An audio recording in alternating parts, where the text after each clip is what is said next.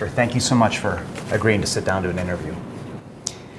You're here in town attending the Startup Macau Forum. Help me understand why it's important to you to meet with young entrepreneurs. Bom, este Fórum de Macau é uma grande plataforma para... The Macau Forum is a very big platform which brings together Portuguese-speaking countries and China. It's a very diverse group of countries from Brazil to East Timor, and we also have a very strong presence in Africa and also in Europe. And we also have a very large complementarity in terms of our economies. So Macau can play the role of a link between Portuguese-speaking countries and China. And of course Macau has very strong links with Portuguese-speaking countries, but also Portuguese is one of the official languages of Macau. So it can serve as a bridge between Portuguese-speaking countries and China. So this is an opportunity for us to work together, to strengthen investment, to work in fields like the tourism industry, and to strengthen business ties. So I think it's a very positive way to cooperate together. Earlier this year, your government implemented a program called Startup Portugal. What was the impetus behind that? Bom, o objetivo é aproveitar So the objective for this is to use the creativity and the initiative of young talented Portuguese professionals to create the best environment for startups in Europe. We will be holding the Web Summit, which is the biggest entrepreneurial forum in the world, and we will have Chinese, Portuguese and Macanese startups here at meetings in the Forum Macau. So we want to use the opportunities of a digital economy to promote knowledge, but also to increase the abilities and talent of our young Portuguese professionals. Speaking of a digital economy, I've seen references to the so-called reverse brain drain, in which Portuguese who've lived or studied abroad are now coming home and starting businesses. What, in your mind, accounts for that trend? Bom, nós somos sempre país. We've always been a very open country. We've left, we've come back, and we've also taken in a lot of foreign talent. And we believe that this is fundamental for a knowledge economy and for also the development of startups. So we want to attract foreign talent, and we see more and more people coming to Portugal to study in our MBA programs, coming to Portugal on the Erasmus program, but also coming to Portugal to open companies. So we hope that the Portuguese that left Portugal will come back, and that they will find a place in which they can live and work in Portugal and use the talent that they have in working in Portugal. Portugal's still feeling some of the aftershocks of the global financial crisis. At a time like this, why put your energy and your capital behind startups, which by their very nature are somewhat speculative? Bom, nós fizemos grande esforço de modernização dos We attach a lot of importance to traditional industries like the agricultural and food industry, the textile industry, but also the shoe industry, which is the industry which produces the most expensive shoes in the world, second only to Italian shoes.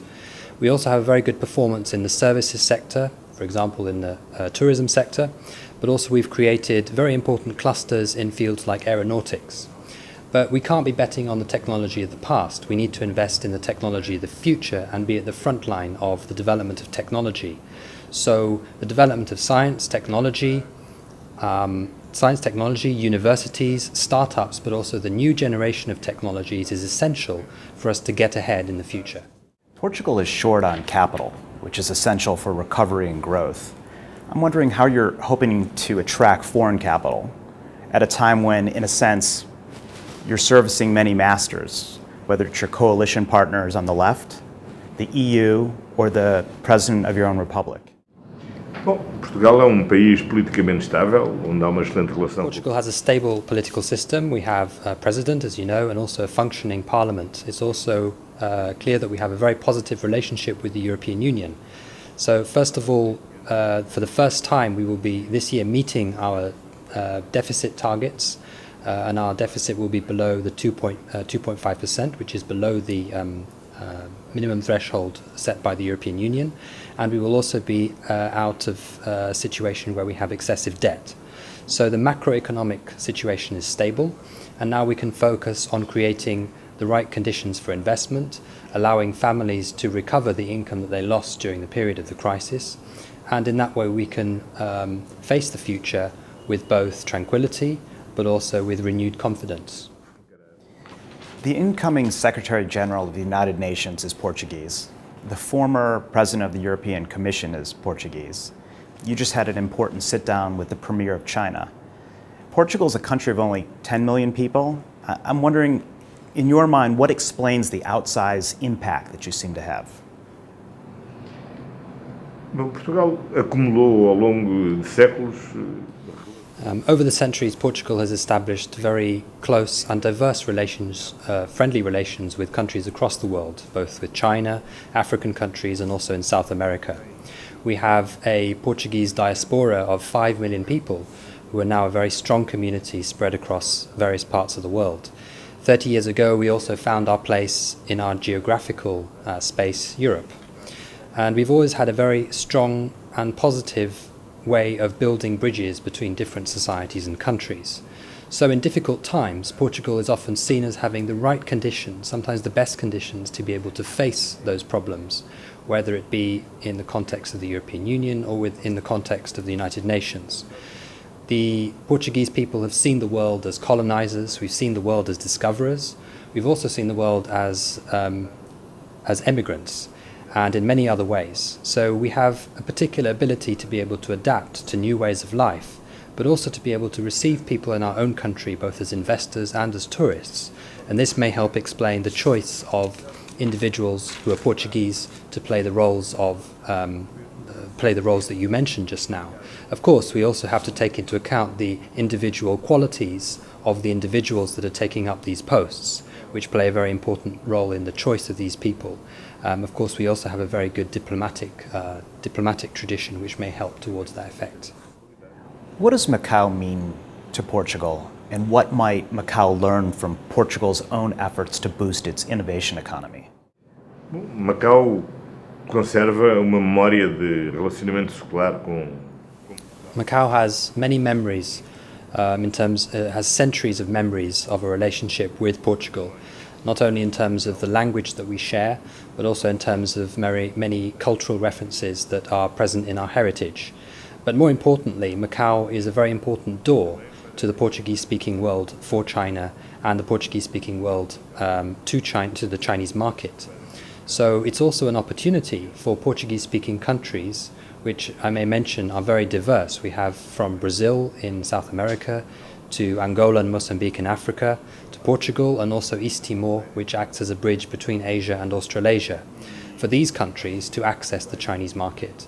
So China is betting on the diversification of the Macanese economy to move away from the traditional gaming industry and other industries that it's developed so far, to be able to strengthen its relationship with the Portuguese-speaking world.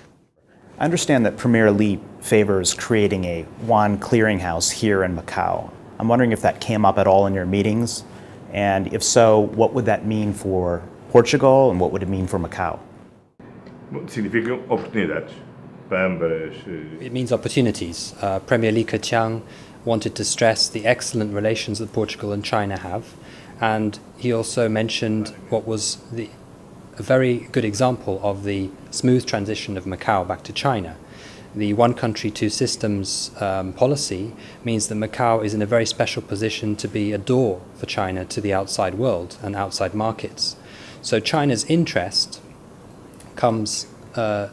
is very close to our own interests in strengthening our cooperation with Asia and in Asia.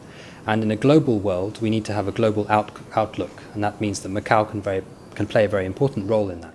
The US election is only a couple of weeks away. I'm wondering, as a European leader, how do you view what's going on in the race? Creio que é uma excelente. I think it's a very good opportunity to put in the limelight a great woman who would be a force for greater opportunities in the world, for also greater peace and also a more open relationship among various countries. We don't really want a return to protectionism or the old relationships of the past, which between human beings, which we hope are really of the past. It sounds like you're ready for Hillary. Parece. It may seem like that, yes. Have you had a chance to meet either one of the US candidates, either Hillary or Donald Trump? Não tive ainda o prazer de estar com nenhum deles. Is there an open door in Lisbon for both of them? Bom, nós temos sempre. We always have an open door in Lisbon to everyone. Might be a little wider for some than others. Bom, não me querem intrometer nas I coisas. don't want to interfere in the US elections. The US people will be the ones to choose their next president. But I think that there is a clear choice. We don't want to go back to the world of protectionism. What we do want is an open world and open minds.